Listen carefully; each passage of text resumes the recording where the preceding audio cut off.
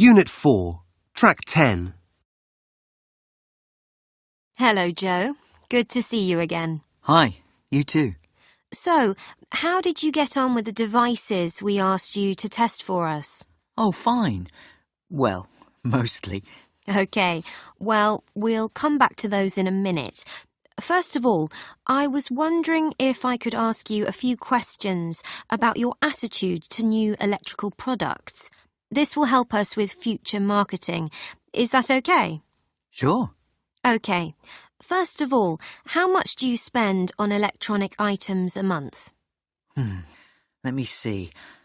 I don't earn a lot, so I don't have much left after I've paid for things like rent, bills, food and so on. Anything else is a luxury. So I'd guess about 5%, maybe 10% of my monthly salary. All right. And what influences you in your choice of product? Say you wanted a new mobile phone. How would you decide which one to buy? Well, first I look at reviews on the internet, what other customers think about them. Then I'll ask my friends what they think. In fact, their opinions are probably more important than anything. How much does advertising help you choose a product? Oh, I think that depends on how the product is advertised and who is advertising it. For example? Well, if it's someone I respect, like a famous sportsman or actor, that can certainly make a difference. I know it shouldn't, really, but it does.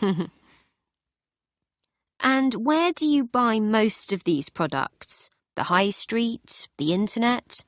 Most people seem to avoid shops these days, don't they? For things like that. They think they can get things cheaper on the internet. Right. But I find that if you say to a shop assistant that you can get a new camera, for example, for £100 on the internet, they'll often match the price. So that's where I go. Any other advantages? Well, you get personal service and you don't have to wait for the product to be delivered. Ordering online means you have to wait, sometimes for ages, to get the things you've just bought. I hate that. I guess I'm just very impatient. OK, one final question. Do you ever see a product and think, I've absolutely got to get one of those? Oh, all the time, especially if I'm walking past a shop and I see a new electronic item in the window, especially if it's unusual, something I've never seen before. It takes a lot of willpower. Unit 4, Track 11. Right, Joe. Let's move on. Now, we gave you 3 items to test for us. Let's start with the mobile phone. OK. Well, it has its good points and its bad points. The purple and silver make it quite eye-catching, modern, exciting. Right. Anything else? Well, it's very small, isn't it? I know people say small is good, but in this case I think you might have gone too far. In what way? It can be a bit difficult to use, especially if you've got big hands like mine. You press one key and you end up pressing another at the same time. On the other hand, thanks to the oval design, it does fit comfortably in your hand. Mobiles are usually sort of rectangular, aren't they? I think this is much better. OK. What else? When I was sending text messages, I had real problems seeing what I was writing.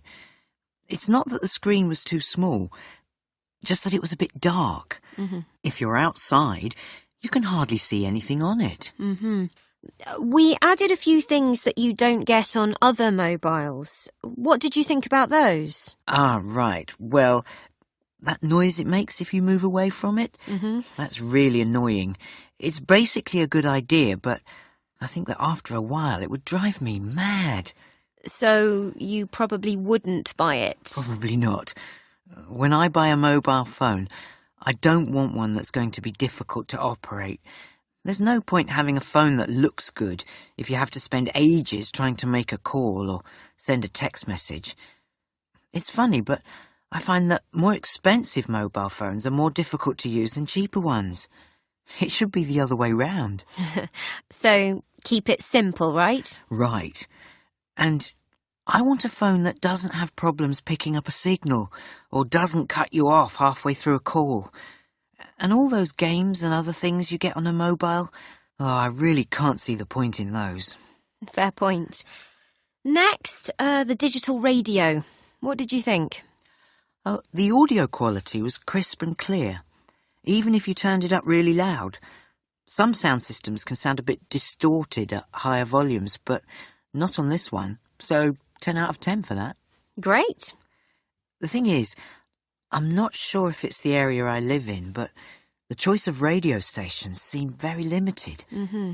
It didn't make any difference what I did with the aerial or where I put the radio, high up on a shelf, low down on the floor, and there seemed to be a delay when you turned up the volume. What do you mean?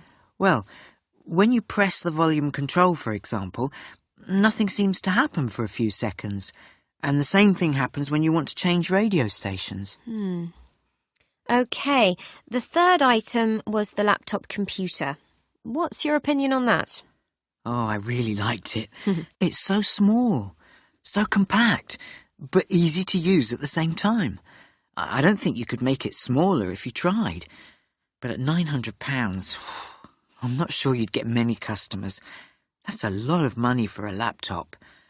Bring that down to, say, £400 and things might be different.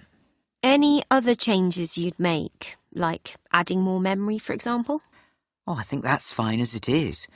300 gigabytes of memory is probably more than enough for most people.